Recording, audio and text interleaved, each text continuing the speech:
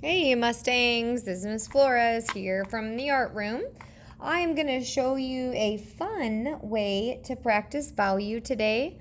We're going to do two little pumpkin pictures. They're super mini, like mini artist trading cards. I'm going to show you two different types of watercolor that you can use with them. The first is what we have here in our art room. It's called liquid watercolor. So right here I have some yellow. I've already made some pumpkin orange. I've got my red ready to create more of a red orange. When I go back in and add the value, I've mixed up a little brown using red and green, which I made here also for the vines. So that's what I've got going on there. I'll do one of these like that, and then the other one I'm going to use my set of super fun, it's a travel set of watercolors. It comes with a brush. It comes with everything you need to paint with.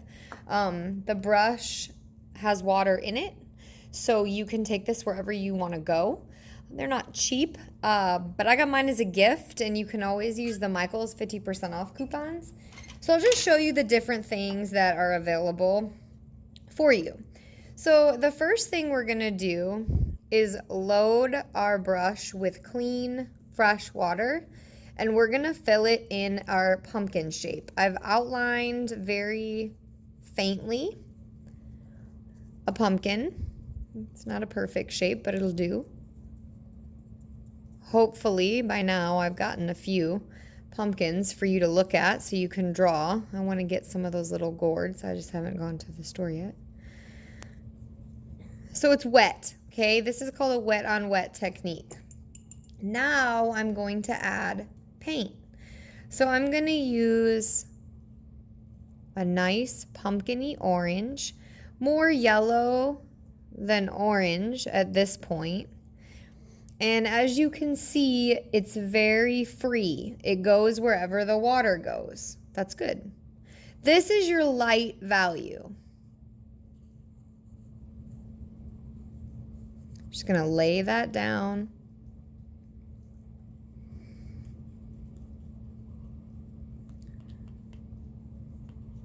Fairly evenly, your whole pumpkin. Kind of adding a little bit more to that edge as it goes out. Pumpkins are cool because they're a really fun, really easy shape. They're also, they have a lot of different values within them. They have highlights and lowlights because of the round shape that they are. So I'm letting it kind of dry a little bit. You can see in the video that it's still shiny. When it's shiny, it's still wet. And that's okay because we want to still let our next color bleed a little bit into the one we've already made. We don't necessarily need a super clear, solid line of where the colors change. But you're going to go back in with that darker red or orange and let the paint work its magic. This is not a super controlled part of the project yet. We'll go back in a bit when it's real dry and work that in. Where those grooves are, though, like as the pumpkin goes down and comes back up, it gets darker. The high parts are where it's lighter. That's the nature of a pumpkin. It's just how they grow. That's how they're made. It's nothing that they control, right? So you see I'm adding that red into where those lines are that I first drew. I'm also adding it at the bottom because where a pumpkin sits becomes a bit darker. You can see I'm not touching certain areas that I expect to get lighter later. So I'm going to leave that one for now. I could, and I will, because I'm here. I drew in the little vines on the outer edge. So with a very, very fine tip loaded brush, I'm just going to draw in the vine.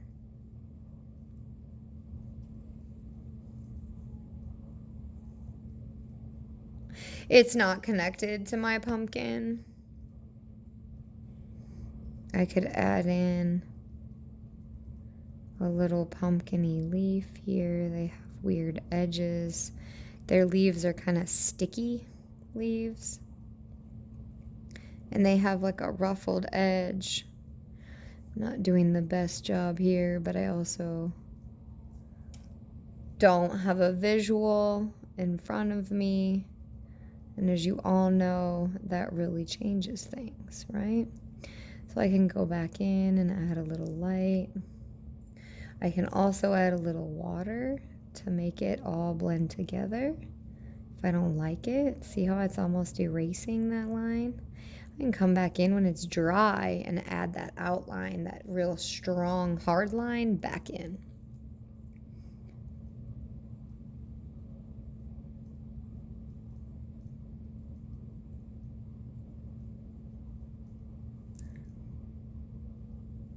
I'm also letting this part of my pumpkin dry so that I can add in more.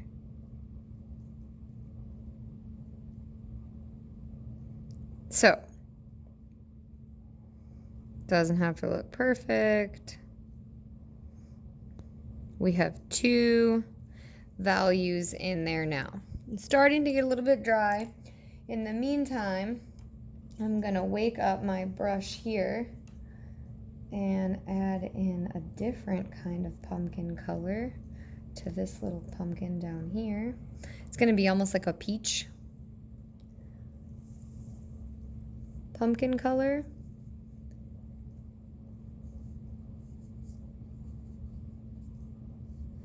As I'm painting, I am also squeezing my brush to pull out more water so that I use all my paint.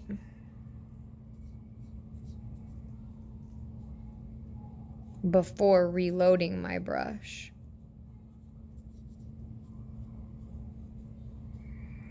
This is a color I can't necessarily make with the colors that we have right now. But the fun thing about pumpkins is they come in almost every color imaginable. There's white ones, there's red ones, there's yellow and green. Sometimes there's even like bluish purpley ones, depending on where you go. So this is, for me, a fun, easy way to use watercolor in my sketchbook, as well as really anywhere I want to go. My poor husband puts up with me bringing my sketchbook on all our little trips, and I usually do at least one little page while we're relaxing somewhere. And this always adds a really cool element to it that you can't just get with pencils. If you are interested, I've had lots of kids that get these throughout the school year and they love them, so I can tell you where they're at. So these are my pumpkins here, right? I'm gonna do a nice bright one that kind of goes with our friend here. Again, following those same lines.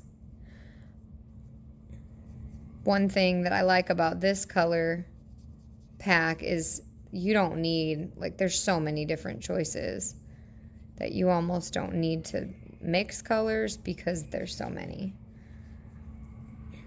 And then let's make this one kind of a yellowish green color. We'll do this guy more like a not so ripe pumpkin. I'm being very careful not to have the colors mix, like this yellowish green and the red, so my colors don't bleed, so they stay pretty true. Okay, back to this guy. I'm gonna go in with now like a orangish, reddish, brown color. It's just a darker. Now it's dry, so I have a lot more control, if you guys can see that, sorry, of where I'm putting the dark spots. I'm adding a lot more definition now to my pumpkin.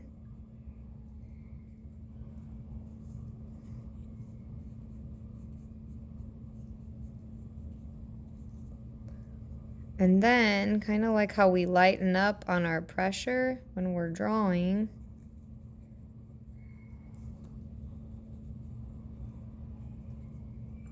take out the color from your brush, just bring the water back in and it blurs the edge out.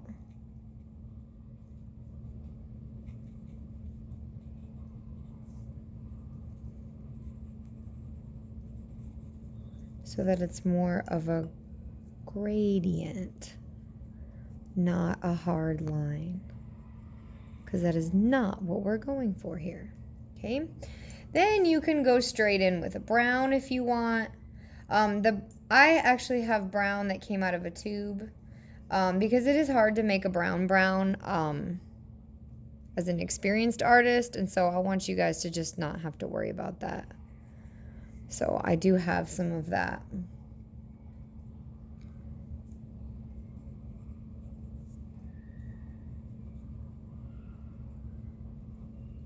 This guy needs a little bit more over here. We'll come back to the stem in a minute, and you're going to do the same thing with the stem. So now I have a medium value as well as a dark value going on in my pumpkin. Again, I'll come back with a clean brush and really work that in. You don't have to go this deep into it with the back in and the gradient out. It just looks more finished. Watercolor is hard to control, so the less you try to do it all at once, the easier it is. That's why you let it dry. Everyone makes the mistake of just trying to go in at it like all at the same time. And all that does is create frustration and messes. See, like right there, I'm trying to work in here. I need to come back when it's dry. Then I can add in those nice lines that make the stems what they are. I can do the same thing here. I'm not using the ones from my kit. I'm just going to use the same brown. Do the same idea.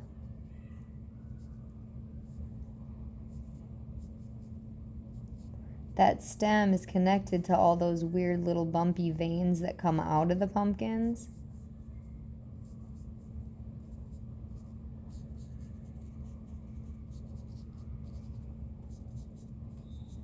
That makes them all bumpy.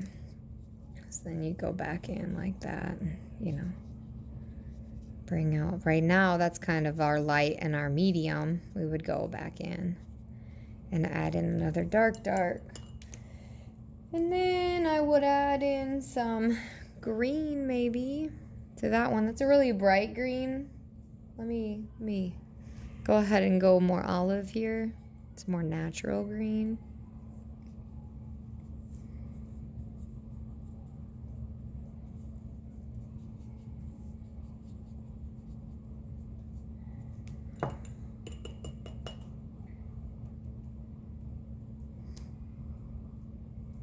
See, I had too much water there. And not enough paint, so nothing came out. Now if I go back, I'm putting in kind of a brown tint to my green. That's just a more natural look for it. Then I'll come back later.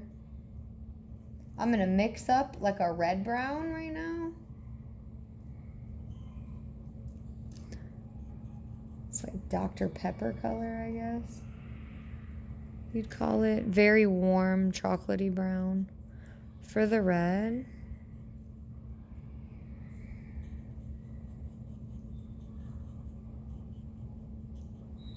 And again, pulling that color out.